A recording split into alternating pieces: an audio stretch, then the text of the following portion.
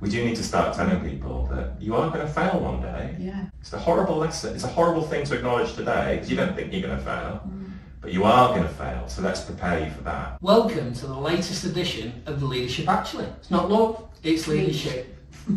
Welcome, Lisa Barry. Welcome, Lee Rogers. How are you? I'm good. And we always say that, don't we? We say we're really real and really good, but yeah, good. Have you had some new glasses? I have. Thanks for noticing. I like them. Very leadership, actually. I just, I fancied a little change. Yeah, well, they look really well. I need to get some now. I need some red glasses for branding. We love a uniform or a brand, don't we, on this show? We definitely do. Yeah, well, it matches my jacket, so well done. Maybe I'll borrow them later. How are you? What have you been up to? I'm good. It's like the season, autumn and winter season. I'm very excited about all the things that are going on, like Halloween and Christmas coming up and lots of other stuff. So yeah, that's been really good at home. Work, lots of things are making progress actually. So it's conference season, so quite a lot of people are thinking about their events for the end of the year and the beginning of the year. So enjoy thinking about that and helping people with that. What about you? Yeah, loving working with different clients. I seem to be on a train every other week to London at the minute. It's fair to say I've been getting lots of compensation back because of all the late trains, but nice. That's okay. The leaves on the line. Yeah, but you know what? It's about getting the right balance. I think that's what I've been thinking about. How do leaders, I'm myself included, how do we get the right balance between the leadership that's supporting clients, but also work at home, Absolutely. and supporting my wife, also working out my daughter's schedule, and you'll know from Freddie, it's endless. So how do you be an Uber driver and lead your own business and support clients? So that's what I'm currently wrestling with. But I don't know if I shared last time, we've got this amazing online calendar. Oh, yeah. It's called e-planner, and there's no commercial plug behind this. But when my wife introduced, she said, Lee, this will change your life. Yeah. Now, as someone that's not as scheduled and as focused. Really? But it's changed my life. Is it? Yeah. Wow. Because all calendars now go into one, so I don't have to put it like on the wall calendar and in your phone calendar. It just all merges, and I see it in the kitchen. Like, this is belting. Why? Where does it show? Have you got it on an iPad or something? So there's an app on my phone, and then it shows on the kitchen wall. So every day I know where I'm going to be tomorrow. Wow. And what the schedules are. It's a game changer. Just for myself. It's the future. It is. Never mind garlic bread or plasma. It's the future. I love it. I'm going to look into that. Actually, on that, there is a few apps and stuff that people have been recommending this week that I'm really going to look at. So I think we just need to get on board, and think about how some of this technology can really help us when we've got really busy work and lives, and doing multiple things. So I'll definitely look into that one. But yeah, I'm going to give a few other things a try as well. Exciting times. Brilliant. Right, should we crack on? Should we get our guest in? Shall we do that? Absolutely. So, a real privilege to welcome Chris Knight. Come and join us on the sofa. Come and join us. Thanks guys, thank you very much for having me. very I'm almost welcome. embarrassed to be here if I'm honest, seeing some of the guests that you've had. But No, definitely not. yeah, no, I appreciate it, You've got really a do. very good write-up, definitely. Thank you. So, yeah, lovely to meet you, Chris. Genuinely one of the most authentic people I've ever met in my life. That's very kind of you, Lee. Like really honest, really considered with your opinion and your approach, and willing to say it how it is actually, really authentic, and I've always valued that. So this, we say, is a messy class, and before we get you to talk about the master class and what you're doing, just the messy question to start us off, or the real question is, like, we once had an interaction where you came into one of the leadership sessions I ran and talked about being a reluctant leader, I think was the phrase you used. And it really struck, like there's some phrases that just stop you in your tracks. Yeah. And I've always thought about it since. It's one of those things that's kept me like really curious, because everyone else I'd interacted with, they'd almost put on a little bit of a show. There was always at least 1 or 2% where they were like, I'm in this, I'm going to message on the right. And it stuck me in my tracks, and I just thought I'd open the floor to get you to speak about like that moment and whether you remember it first of all.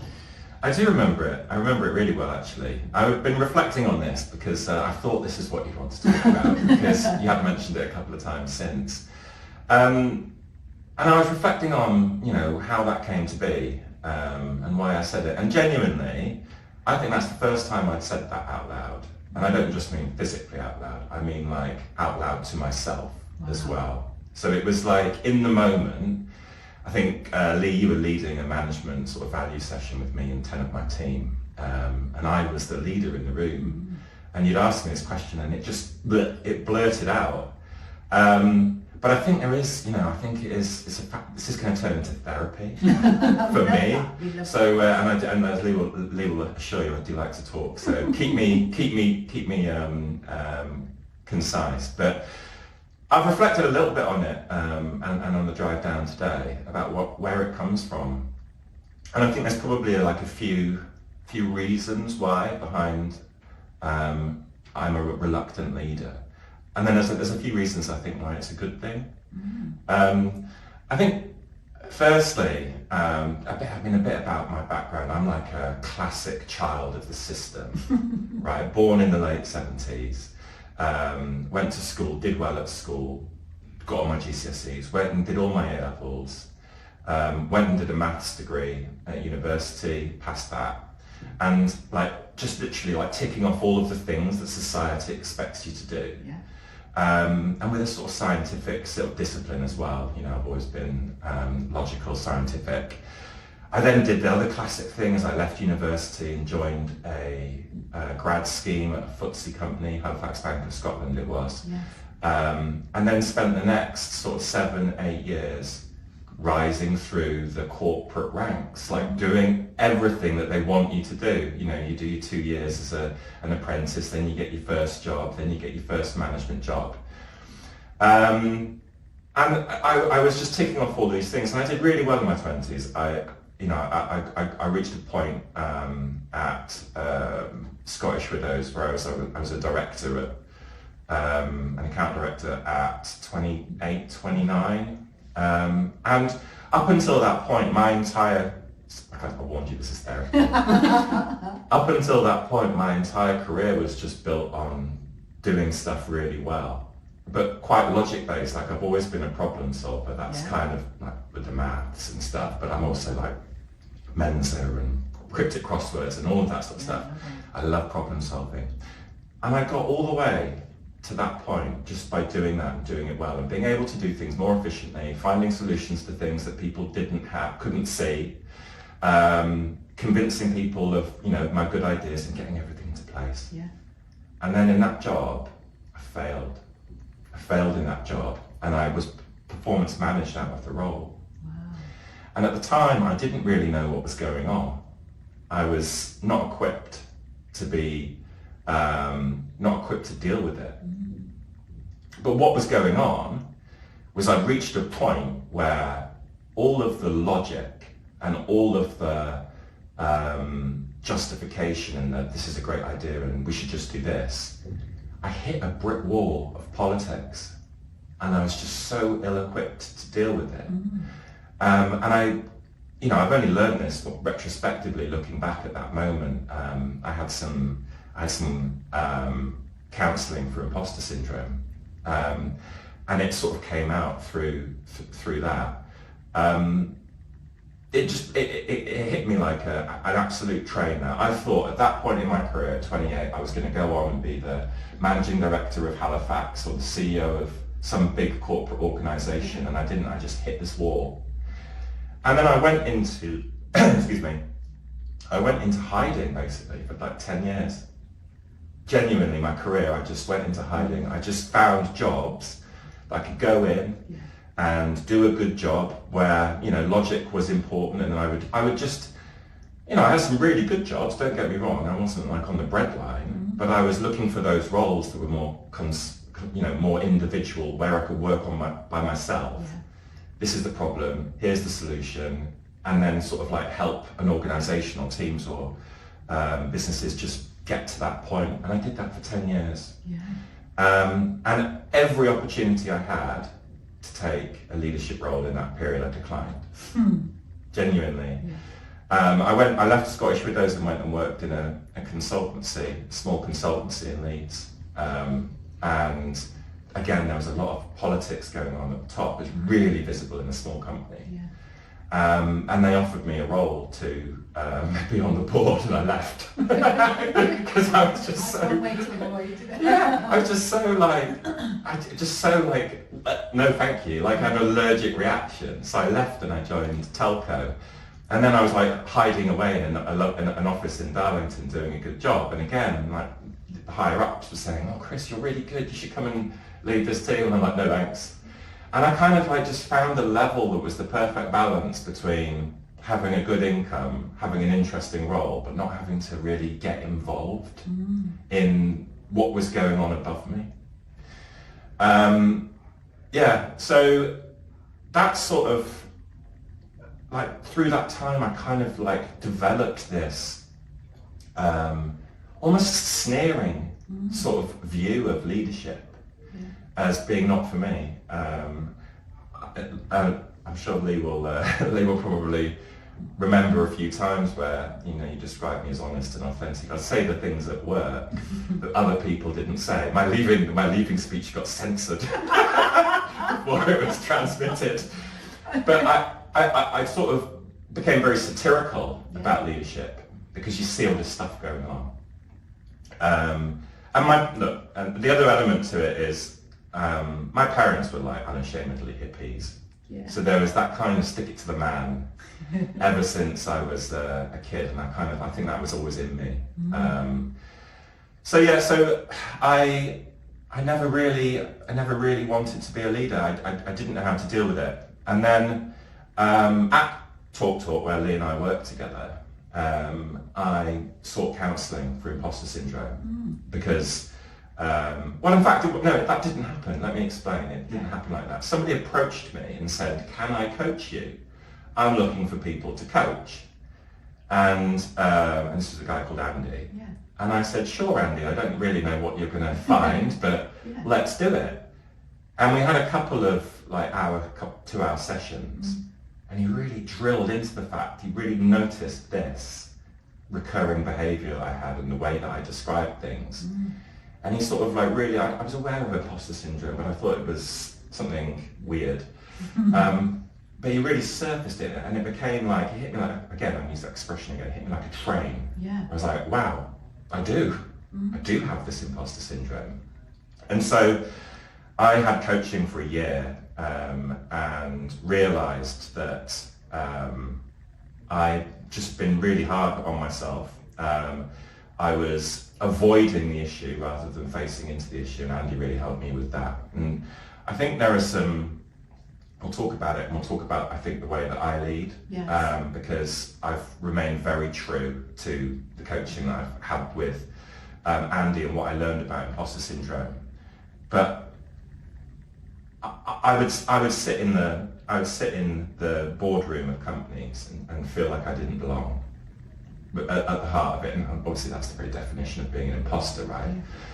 But what I boiled it down to is it came down to that sort of being driven by logic and being driven by justification. This is the business case. This is why we should do it. If you let me do X, Y will happen. And being talked down, or some other idea would actually be the idea that was put forward. And I felt in those boardrooms what do they know that I don't know? What aren't I learning? What are the facts that they have that I don't have that's meaning that my ideas are being rejected? What experience do these people have that makes them more equipped to do this role than me? And the answer, of course, is they don't have any additional knowledge and they don't have any more experience. But what they are very good at is passing their own agenda, believing strongly in themselves. Yeah. And I think it's, you see it all over the world right now. I think, we're in a, I don't want to turn this into a sort of geopolitical or macro-political conversation, but I'm seeing it more and more where actually you don't need to speak the truth, you just need to speak convincingly. And that's what It's a very long answer to a very quick question, Lee. But that's what stopped me getting into leadership, as I didn't want to face into that. It's not in me. I always felt like I shouldn't be there. I didn't want to fight for it. I was just happy. Just happy doing what I do, and I get a lot of satisfaction out of just doing things well. Yeah. So that was enough for me.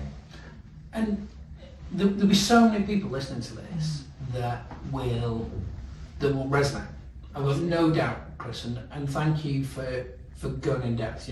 Absolutely giving you time and space to explain it. I think it's answered probably the itch that I've had for a long time, selfishly. But there'll be people that recognise and go, I've had the idea, I've had the answer, and it's not been taken seriously. There'll be people that recognise that I'm going to say the politics in inverted commas that have gone into place that mean that the logical idea doesn't get put forward, and the relationships and the interconnects and what's already in situ and the status quo.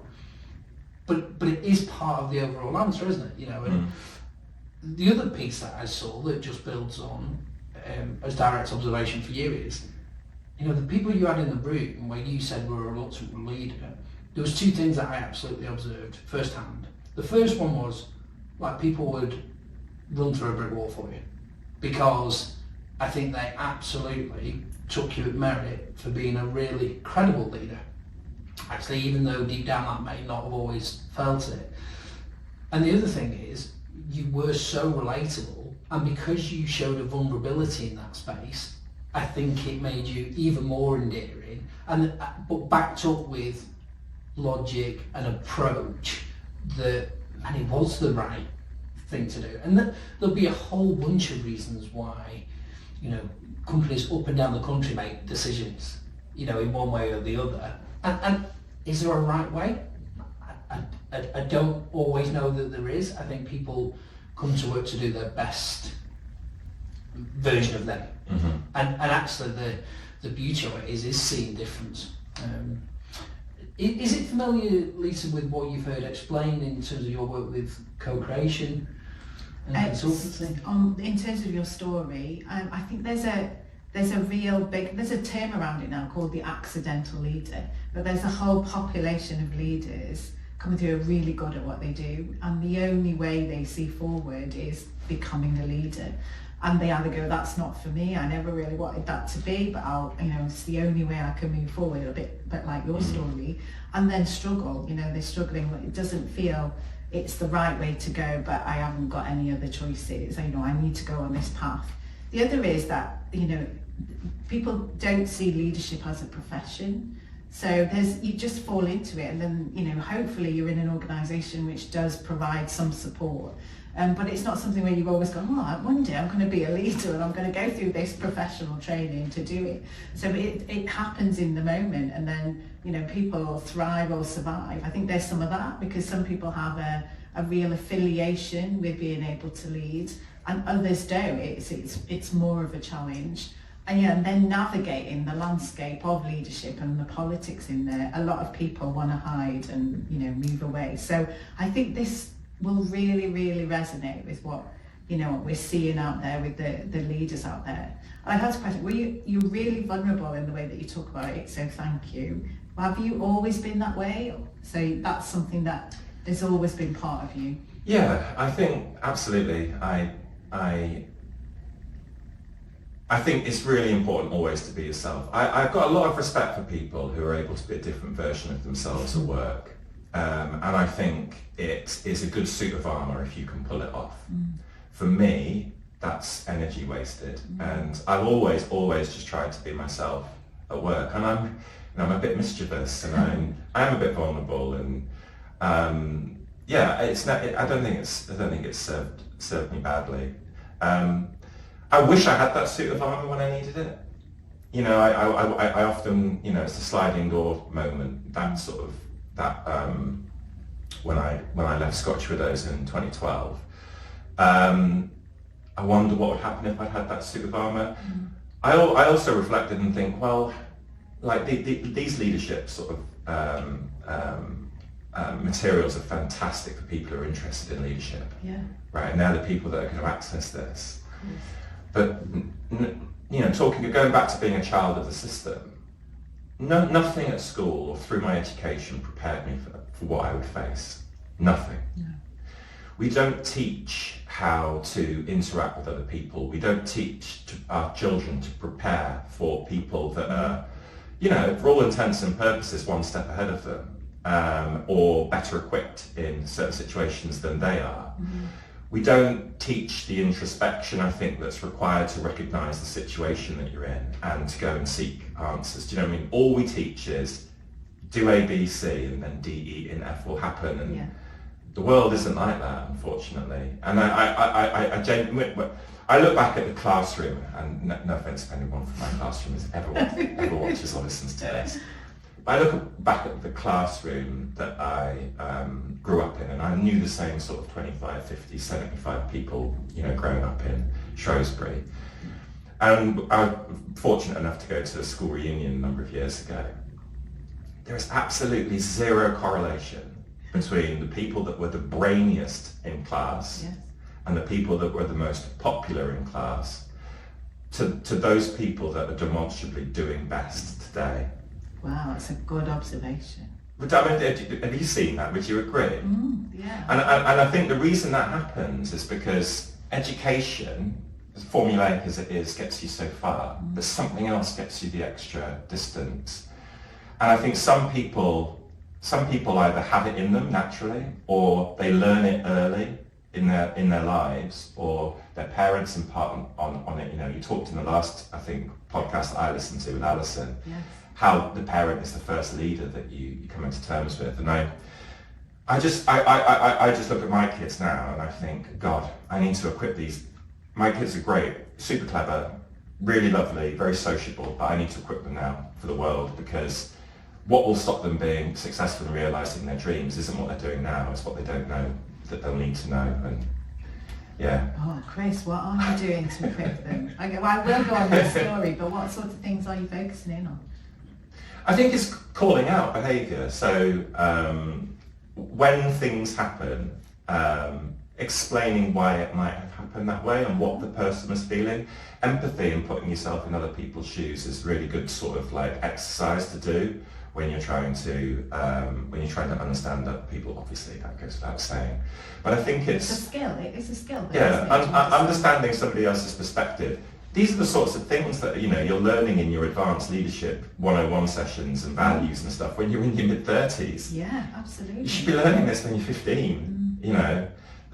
Bursting out of university, the market is crazy, even harder now for kids than I think it's ever been, although every generation says that, but I think it demonstrably is. What sets you aside from everybody else? Because academia won't be enough. I think it's other things. It is being a good leader, it's being a good understander of people, it's being a good recogniser of behaviours and giving yourself a toolkit that you can manage all of that. Love that. I think I might be waffling. Yeah. But it right. So having been in education, right, I think, so I was a former people director for a multi-academy trust, and I think the tide has turned a little bit in terms of what they focus on. So even with universities as well, it's not just the academia actually, and we're seeing a seep through more about character, leadership and development, all the skills, the softer skills. I mean, I can't stand that phrase personally, but the nuanced skills that you do need to go alongside. And I've always thought about it, and people have explained it to me far greater than me, around like the academia or the certificate gets you the interview, but it's your character that gets you the job, or gets you the promotion. I also refer back to a really influential person in my career at Talk, Jo Taylor, and she always talked about like scars on your back from a professional sense, and how important they are in some regards.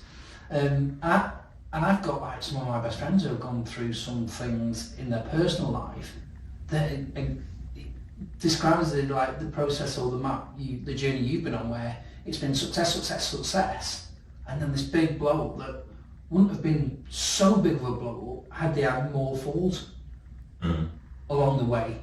And then you think about, well, how do we define then success? So is it this linear path that you talked about, like ticking the boxes along the way, or is there ebbs and flows? And how useful are some of those things? I don't, can you recognise back, if you think about it, where there was maybe potential to learn or to gain more insight from some of the lows, or was it always like this increasing trajectory? Yeah, I think that I had quite a fortuitous. I was kind of quite a fortuitous. I've had a fortuitous life generally, but it was. I literally. It was tick, tick, tick, tick, tick, tick, and then a huge red cross. I don't feel like I have many backward steps. I found education fairly straightforward, privileged in that regard. And then when I started working, I've always naturally been hardworking. I hate letting people down. That's my kind of thing. And that combination meant that I just tick, tick, tick, tick. And then, it was just, the first time I failed, I just couldn't believe it. And I was so, I actually had a great manager at the time, a guy I called him Bob. Yes. He was called Bob, so it's not a lie. I had this great manager at the time, Bob. And he tried to help me through it, but I just didn't recognise it at the time. I didn't recognise that he was helping me, and I just became, I don't know what happened. But it was, just a massive disappointment for me. Put me right back. I agree. I think if I'd seen more setbacks in my life, I wonder if I'd have been a lot more equipped. Be those at work, school, family. I had parents that were together, 3 brothers and sisters. My life was glorious. I lived in the burbs of Shropshire. Everything I did, I just went on to do, and I was incredibly well supported by my parents. And a good set of friends. Like that failure, I don't know. I think you're right, Lee. I think it's a hard lesson, isn't it? Particularly when someone's very optimistic and bright-eyed, bushy-tailed and doing really well, to say it's not going to last. But maybe we do need to start saying that to people. Peter's principle it was, to give it a name. But we do need to start telling people that you are going to fail one day. Yeah. It's a horrible lesson. It's a horrible thing to acknowledge today because you don't think you're going to fail, but you are going to fail. So let's prepare you for that. Yeah. But that's difficult. Maybe there's more micro fails, that we can do a bit more embracing failure along the way, or it's kind of, I like the scientific version. We're experimenting, and experiment went horribly wrong. Yeah. But we learn something and we observe something and we move it forward. And you did become a leader in the end of it. So how did you overcome that? And I've been very lucky, even in the 10 years in hiding, where I've always found myself with people that believe in me. Yeah. And so I'd often in that time been given an opportunity. Like I said, for the most part, I just said, no thanks. And then I had the coaching with Andy, and towards the end of that, I got this another opportunity, and it kind of came in randomly. It came in like a guy that I used to work with in a previous role, who I'd been in touch with lots during COVID, just keeping sort of sociable. And he was working for a client, and they were having problems, and they needed a new managing director. And he said, I know someone. He's not worked in this industry, and he's never been a managing director before, but I think you'll really like him. And everything about that, if I hadn't spent that time with Andy, I'd have just said, no thanks. That sounds like a failure waiting to happen. But I mentioned it to Andy. It was, like I say, it was happening in real time when I was going through that coaching, and he was like, you should do it. And I thought, I will do it. I should do it. And so I seized this opportunity. Working for a software development company that's got people all over the world in an industry that I've not worked in. Could go wrong. But I thought, no, I'm going to do it. Absolutely. And I absolutely loved it. Oh, amazing. I genuinely loved it. I've really been able to sort of grasp the nettle, and I can't imagine now not being a leader. Wow, what a turnaround. Yeah, it's Yeah, it's funny. It's a serendipitous sort of, like, that's what life is, right? It is, definitely. It's a series of chained events that I'm sure many people will think are fate, but no, it was a serendipitous situation, and now I absolutely love it. I love what I'm doing, and I love leading. So tell us a bit more about how and what you do that keeps to that authentic self and kind of works for you. Yeah, so I guess for context, I work in a software company. We provide a platform for bookmakers and casinos in the UK. Which is interesting in its own right. I know nothing about bookmaking and casinos. I knew nothing about software development, but I'm getting there. And yeah, so I forgot the question. Sorry, Lisa. So what kind of leader are you? Yeah. So I joined at a time where the company was in a bit of strife. It had a series of, I think, leaders that had gone in and not really sort of identified the way that the world was going, and left the company in a bit of a mess. When I joined, we were losing £500,000 a month. Wow. Which for a fairly small company, I've got less than 200 staff. They were losing £500,000 a month. And I went in there and I thought, oh my God. But the problem solver in my brain just went, this is brilliant. Yeah. Now I have a problem to solve. A big one. A really big one. How the hell do I fix this? Yeah. So I did what everyone does. I spent the first I read, your first 90 days and all of that sort of stuff. And I went and I did everything that you should do. And I realized that I was being, when I joined, I joined as the man. This is very candid, but when I joined as the managing director. There was a CEO above me, and he had a different view of things. And ultimately, I answered to private investors. Yes. And I was being told, we need to get rid of this part of the company. We need to get rid of that part of the company. We need to really cut our costs. We need to do this, that, and the other. And I was hearing all of this bombastic sort of call to action. And I just had this sense that they were wrong. And I thought, well, I'm in charge now for all intents and purposes. This is my moment to sort of prove myself.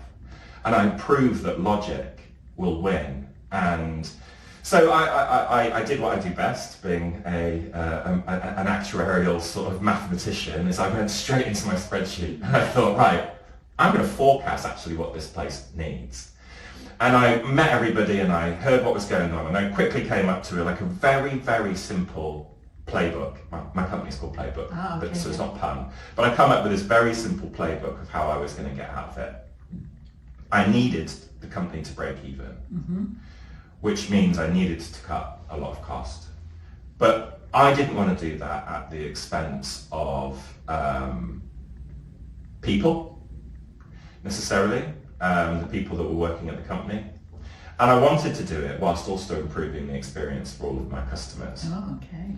And I think the advice I was being given is, don't worry about those last two things, just get rid of the costs, get rid of the costs, get rid of the costs. So I prepared this forecast, and it presented a slightly different view, where I basically said, I reckon on that day, if you let me do it my way, on that day we will break even. Bold. And we did. Long story short, it worked. But I basically put my neck on the line, because I could have just gone in and done what the people, what I was instructed or advised to do, but I didn't. I chose a different path. And I put my neck on the line. And then I quickly just went out and said, right, in order for me to realize this, I need to lead this business to this point. It's going to take a whole lot of effort. And then I started really enjoying and starting to understand who I was as a leader, and dealing with some difficult things. So look, the long and short of it was, the plan meant I would need to lose, a significant chunk of my workforce, about 40, 50 people. Yeah. I would need to improve the product. So I needed to keep people working hard and motivated. because the product we provide for my customers is how they make money, and that's how I make money on a sort of like you win, I win basis, rev share. And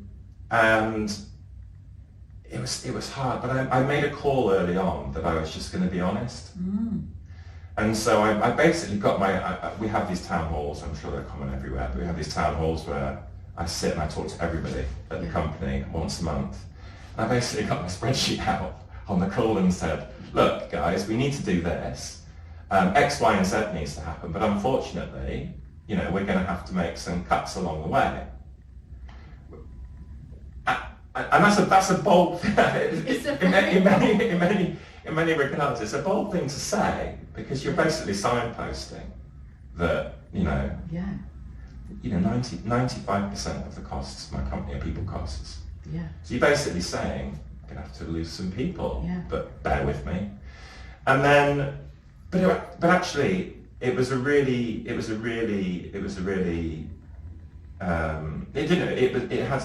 created a bit of uncertainty to begin with, as you'd expect. Yes. But then I approached every question with honesty and authenticity, and I never budged away from it. Like I said, we'd need to do this. Now we need to do it, and we built a plan whereby we identified, you know, who are the people that were absolutely critical, and who are the people that we could afford to lose. And many of the people that we lost were some of the best people at the company. But you have to because I've made it a purely commercial objective. Yeah. You know, it's then a very straightforward conversation, and it doesn't make it any easier, by the way. No. It kind of does, but it doesn't. You know, I still lose sleep every time I have to have a difficult conversation. But you say, look, unfortunately, you're incredibly well paid. You've seen what we need to do. You know, this is the situation, and over time, it got to a point where I was able to say, I don't need to make any more cuts, guys. We're done. We're done. Now it's all about growth. And I think because I took everybody on that journey, and maybe it's not great advice for everybody, but because I took everybody on that journey, now I am seen as an authentic, trustworthy leader by the team. And I've got a great team of people who really I get a lot of feedback that they're like, I can't believe you'd say that on a town hall. I'm like, I can't believe I said it on a town hall, but I can't stop myself. I'm just stupidly honest. But now they all believe in the plan, right? And they all believe in the mission, because I've done what I said I would do. Yeah. And here we are. I just really enjoyed as we said, just being myself and making a punt on something. Yeah. And then motivating everybody to sort of get me there. Yeah. So in the tough times, it was about the clarity, the focus, the consistency, the honesty, and how many times? This is where my sort of leadership satire sort of comes in. You know, I've worked in big FTSE companies, large organisations with thousands of people. How many times have you sat in a room and people have said, they've brought out all of the cliches? yeah, Oh, trading's really tough at the moment. You know, there's been some macroeconomic headwinds, but look, we really believe, do you know what I mean? And they'll make these statements that they then go on not to adhere to, because ultimately what you're hearing is, we're under pressure to cut costs for our shareholders, and so we're going to be doing a restructure, is what they're saying. And I never tried to dress it up. It was, we're going to have to make cuts, guys. It's not personal. I want as many of you to be with me for as long as we can. And I didn't fall into the trap of, you know, those cliches. yeah. And that's the secret sauce, Chris, that I saw in the room in a leadership development session all those years ago. The fact that coaching has enabled that to come out in a brilliant way. I love that fact, right? Because, and you talked about luck. I don't see this as luck at all.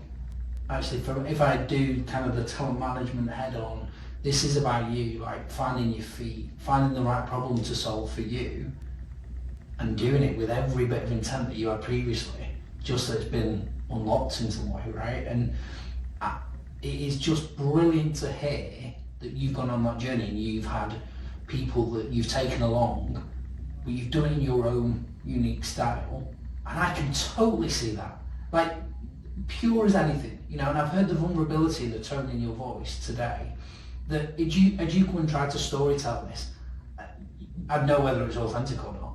You've absolutely, I can see it, right? And what are you most proud of? I think genuinely, I'm proud of like being able to do it and be authentic. Like it was a huge thing that I've done, the turnaround of the company. You know, the actual physical task of it is impressive. Not out of the woods yet, No. but we broke even in August for the first time in like over 2 years, and it's September and October, November looking really good. We're not out of the woods, but I'm really proud of that. But yeah, it is the softer things that I'm most proud of. I wrote it in something else I was doing the other day, that I feel like I've built that success with respect and kindness. Nice. And I think quite often success isn't, you know, quite often, and I don't mean to be dismissive of other people that are successful, because there's more than one way to crack a nut, right? But I've had many managers, and the number of times the sledgehammer comes out rather than the vulnerability and the respect. So that, I think that's what I'm most proud of, is that I've done it without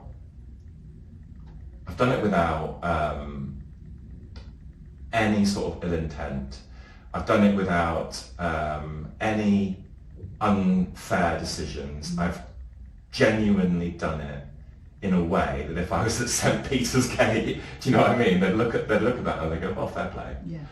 And I think that's important. And I don't think you need to refer, you know, dip into the dark arts to be successful. I think as long as you have a plan, you can do it just by being a good person. Yeah, I love that. That may sound really wishy-washy, No, but I like it. So I mean, I had to do I went to the summer party in Krakow. A large part of my team are in Poland, and it was a year, and I could see the numbers, and the numbers weren't out, but I could see the numbers for August, and we were gonna break even. And I had to do this speech. It was a year since I'd joined. I had to do this speech at the summer party, and the Polish team are great. They're quite Eastern European. Yeah. We'll talk about what that means. Yeah. But they're very sort of, you know, not very. That's not fair. They're lovely people, but I think culturally they've obviously been through a lot more than we've been through. Yes. in the UK, and they have this sort of resistance to authority, which you'd expect if you'd been in Poland in the last 70 years. I did this sort of speech and I cried. I love it. I cried. I couldn't get past this one thing where I wanted to tell them how proud I was, and I cried.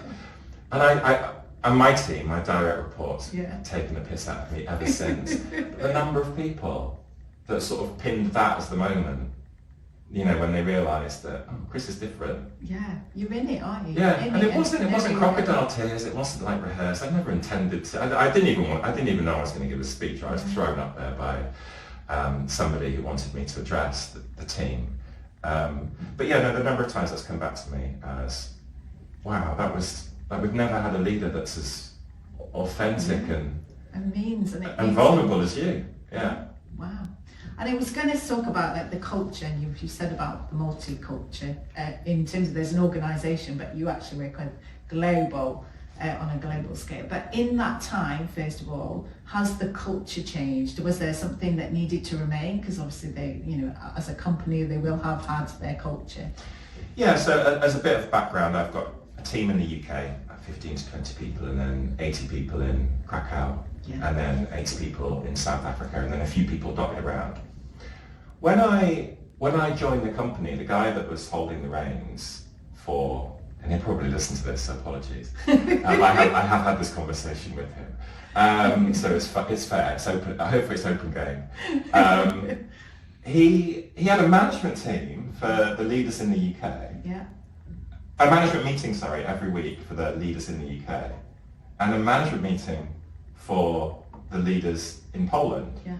But there wasn't a unified team meeting that happened across both territories, and I was very, very aware when I joined of this us and them. Like the UK was seen as the sort of heart of the business, but actually all of the work took place in Krakow. Yeah, even the numbers. Exactly. So one of the first things I did was abolish that and get everybody into and try and unify the company.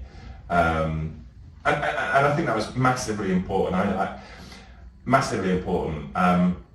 I think there's a nature in people to outsider others if it simplifies their own decision making. And I've seen it all over from all of my teams. Like I mentioned, the UK team saw the Krakow team as outside of the company. I put a load of English contractors in with the Poland teams, and a bit of subject matter experts to try and move things along. I won't go into the specifics of it, but needless to say, I was dropping people into the teams, the engineering teams, the development teams in Krakow to say, make this person, they'll help you with this. The team in Krakow was like, who are these outsiders that are coming to rock our world? Yeah. And I don't think it doesn't matter where you are. There's this natural tendency to outsider people that aren't like you. And what I've really enjoyed doing, and I've really enjoyed doing it, is getting rid of all of that. Yeah. And just recognizing what's the same about people all over the world. And it's going to sound like some left-wing manifesto, but I think it's really important that, let's not worry about the differences in culture. There are many. They're not, I don't think, all necessarily about the direct culture, like whether you're a Pole or whether you're a Brit.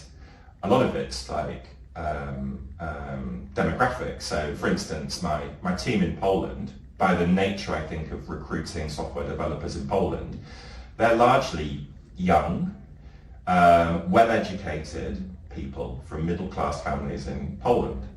That's a demographic. Now, I'm going to get in trouble here for making broad generalised sweeps, and Alison, who was on the previous podcast, will roll in her book. But we're seeing a group of people that expects different things. My team in the UK is a bit older, a bit more long in the tooth, a bit more sort of weathered. And there's this team of young people from a different generation, millennials or Generation Z, or call them what they will. That's the difference between the UK and the Poland team. Not the fact that one's in the UK and one's in Poland. And we closed the call centre, the operations that I have in Poland, and moved it to South Africa. Yeah. So now I have a team of fresh out of uni graduates who want to go and work in they speak English brilliantly as a first or sometimes second language, and they just want to, they're a completely different kettle of fish again. So what makes them different isn't that they're, black people sat in Africa in a call centre. What makes them different is that they're graduates who are 18, 19, 20, 21 years old. Yeah. Compare that to my 30-something team in Krakow, 20-30s in Krakow, and my 40s and 50s. It's that's the difference. Yes, the age and the economics. The geography is a moot point, and I just love it. I mean, we have some fascinating conversations. My sense of humour does not translate to Polish. I'm good. They are not ready for me. To be fair, it didn't always Manchester in the honest, there's a lot of blank faces when I, especially as a lot of my humour is based on loose cultural references from the UK in the 1980s. Yeah, that hasn't travelled. Explain who Tinny Mallet is to a Pole. Yeah, that's going to be lost. But I love it. Yeah, I love it. How do you find that commonality though? So you're bringing them together and you're mixing them up, but how have you really, brought that together that says we've got some commonality and common purpose? Where are you seeing that? I think you just got to remember that you're at work, and I got very chipper then. But when you're at work, it doesn't matter where you work. There's a task to be done, and it needs to be. I've hired you to do the task. That's the commonality. And I'm making it sound really sort of like transactional, but that's the reality of it. If you're consistent in, this is what I've asked you to do. Have you done it? Have you done it well? it's the basic leadership 101 that you learn from being a junior manager as a supervisor of a small team to a managing director. It's exactly the same set of questions, and that translates, as it turns out, all over the world. They don't do things differently in other countries whereby the workforce, for instance, is generating the what that they need to do. It's the same. It's a cascading of tasks, and that is the commonality. And then I tackle it the way I tackle it in the UK, just with humour, with patience, understanding. Tell me why that didn't quite go as planned, or how can I help you? Blah, blah, blah. It translates. It's not. We're not talking to earthworms. We're talking to other people. They just might have English as a second language, or. I'm sure we could talk all day long about all of these things. So many questions. And I think, I guess to wrap up, for me, like final question for me. Have we been going for an hour already, though? Well, you can talk, you said that. And I've got to edit this out of the back of it, right? So we will wrap it up. Where do you want to be in like 2 or 3 years' time? What would success look like from this moment for you? So my journey's only just begun. I've done what I've said I would do, a playbook, which is to get the company onto solid commercial ground. I have moved the product forward, and I'm really proud of it. This feels like a bit of my appraisal from my boss. Go for it. I feel like I've got so many, like we were talking about 10 years of being in hiding, dealing with failure, the imposter syndrome. I feel like I've got a bit of proving myself to do, and proving it to myself to do. I'm a creative problem solver. I now have an opportunity where I have a company to run, and I have a blank sheet of paper effectively, because my entire objective to this point was doing what I've done. And I had a strategy session with my team, and this has all started to sort of come into place now. The question for me now is, okay, how good can we be? We've proven we can get here. Now how good we can be? And I had some really exciting conversations, and the sky's the limit. And I want to prove that I can do it as good or better than anybody else in my industry, thinking, but do it in my way. And motivate this team of people that I've got, brilliant team of people that I've got, to do it with me. So I hopefully, if we speak again in 2 years' time, you'll be saying, Chris, so how did you conquer the world? And did you retain your authenticity and humility while you did it? And I'll be like, yeah, all good. I don't have huge Machiavellian schemes, or I'm not really particularly motivated by money. I just like to enjoy what I'm doing. Yeah, it's important. So I think you'll do it. I definitely do. Thanks, Lisa. I hope so. Yeah, it's really inspiring. I think you've got a very unique personality preferences, actually. So when talking to you, like, you're really grounded in the facts and the objectives and the outcomes, and actually in the plan. Like, so there's that side, the left brain thinking, but you're also very creative, and you've learnt your people side that was probably always in you. That authenticity. So you bring both of that, and that not everyone can do that, and you see that, because sometimes we're very much grounded in one or the other. And you've learnt to bring both, and that's probably from your growing up as well. Your parents were the way that they brought you up, and to think in that space, but you've got some natural preferences in your academic and your logic and rational thinking. So I think you've just come to a place where maybe nurture versus nature have come together, and you're kind of moving that forward. And I think that is a force to be reckoned with. Once you've kind of embraced all that, then wow, the sky's the limit. So it's a really great place to be. So I think you can do it. Thanks, Lisa. You absolutely can. I've got no doubt. We'll be speaking in 2 years' time, and you'll be speaking about incredible numbers and the commercial underpinning.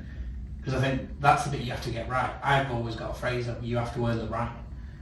I think what I've heard you describe is you've earned the right. It's now what you can go and unleash creatively, because you've got the solid underpinning and the respect that you've earned that. No luck, that's what you've absolutely gone and achieved. So huge well done, and you don't need me to say that. I think it's more about you saying that to yourself actually. Like, Yeah. you know, and that self-acknowledgement. And thanks. And I do.